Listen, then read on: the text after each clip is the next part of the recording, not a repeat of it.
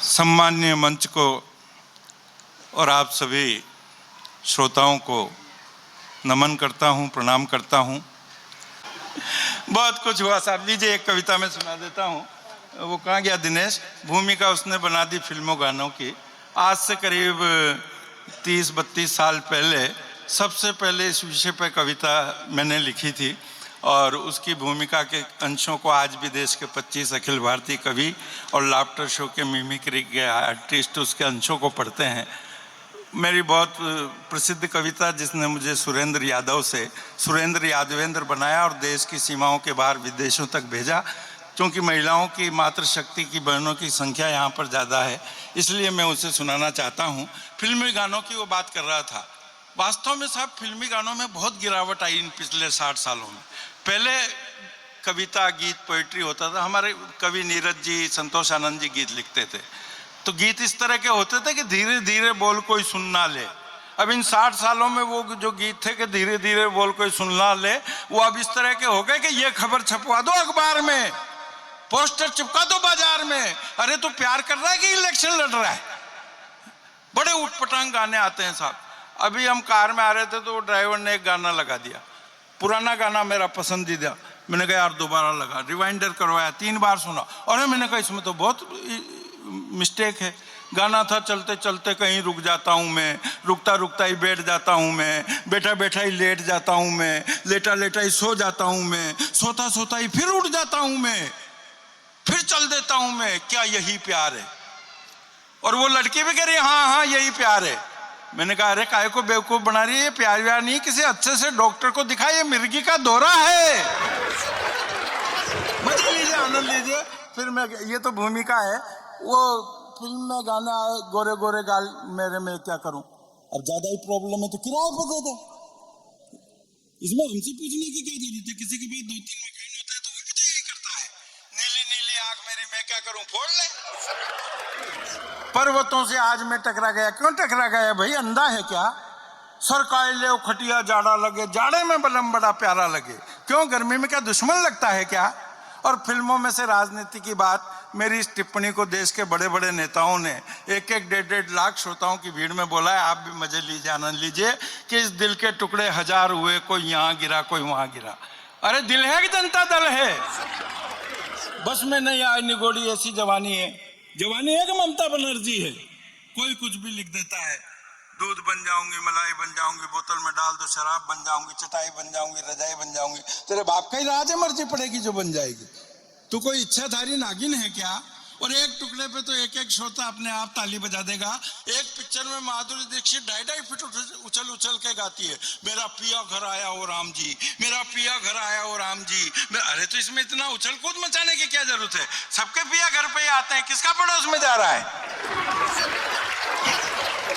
और जो कविता इन सब बातों के पीछे मैं सुनाना चाहता हूं, उस पर भी जहां जहां बात आपको अच्छी लगे, सच्ची लगे, आपका प्यार और आशीर्वाद चाहता हूं। सुनिए कि फिल्म राम तेरी गंगा मैली की चर्चित अभिनेत्री मंदाकिनी, दाऊद इब्राहिम की अर्धांगिनी मंदाकिनी से हमने पूछा, री भाई बहुत दिनों से तेरी कोई फिल्म ही नहीं आई, जनता तड़पड़ा रही है अपनी आंखें सेकने के लिए और तुझे झरने के नीचे नहाते हुए देखने के लिए, क्योंकि फिल्म का पर्दा सिर्फ कहने का पर्दा है, बाकी वहां सब कुछ बेपर्दा है। पर्दा शब्द का प्रयोग या उपयोग किसी भी चीज को ढकने के लिए काम में लाया जाता है साहब, लेकिन ये टीवी और फिल्म के पर्दे उघाड़ने के लिए काम में लाए जा रहे हैं। तब बात कहता हूं कि पर्दा चाहे छोटा हो या बड़ा, टीवी का हो या टाकीज का, पर्दा पर्दा नहीं है, एक गुसल घर है जिसके हवस की काई पर इस पूरी पीढ़ी के फिसलने का डर है। जिसके हवस की काई पर इस पूरी पीढ़ी के फिसलने का डर है। बेशर्मी का साबुन है, बेशर्मी के झाग हैं, शावर के पानी में सेक्स की आग है, भारत की ढपली में पश्चिम की राग है और सभ्यता के टावल पर अनगिनत दाग है। और संस्कृति अंडरवियर बनियान की तरह खूंटी पर टांगी हुई है। लाज और शर्म शैम्पू की तरह पड़ोसी से मांगी हुई है। जो भी इस गुसल खाने में जाता है टोटी खोलता है, बस एक ही गाना बोलता है कि चोली के पीछे क्या है। ये गाना भी एक अजीब पहेली है, जो सुलझ ही नहीं पा रही है, और तीन तीन पीढ़ियां इस गाने को जन गण और मन की तरह से गा रही हैं। पिछले कई दिनों से यह प्रश्न हर आम आदमी के पीछे भागता है। दूध पीता बच्चा अपनी माँ का आंचल पकड़कर सवाल दागता है कि चोली के पीछे क्या है।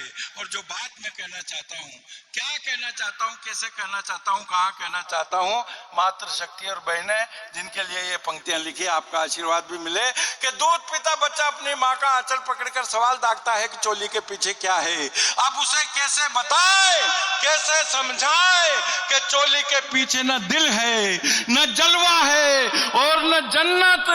अरे चोली के पीछे अमृत है, अमृत, वह अमृत जिसे पीकर के बच्चा बड़ा होता है, जिसे पीकर ये समाज, ये देश, ये राष्ट्र खड़ा होता है।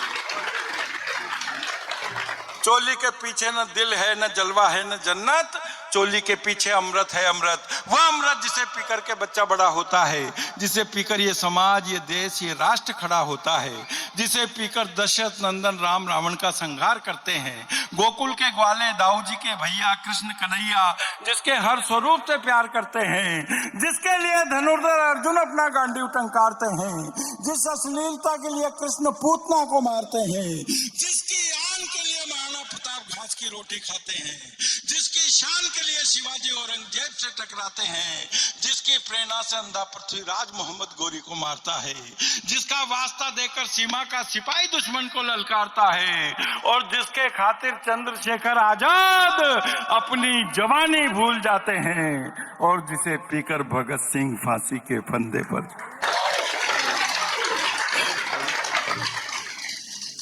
जिसे पीकर भगत सिंह फांसी के फंदे पर झूठ जाते हैं।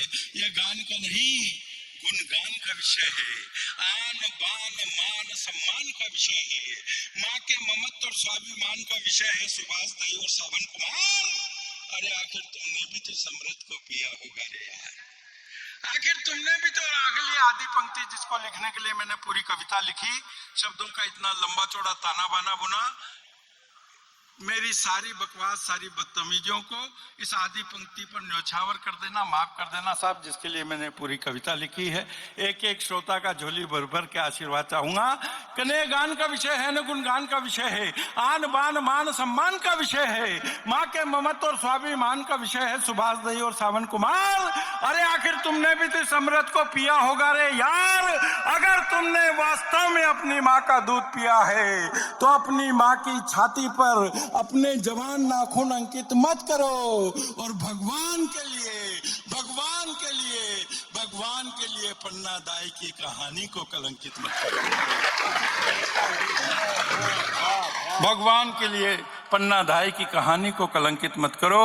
चोली के पीछे वात्सल्य का दूध ही रहने दो, हवस का जहर मत भरो, हवस का जहर मत भरो। बहुत बहुत धन्यवाद।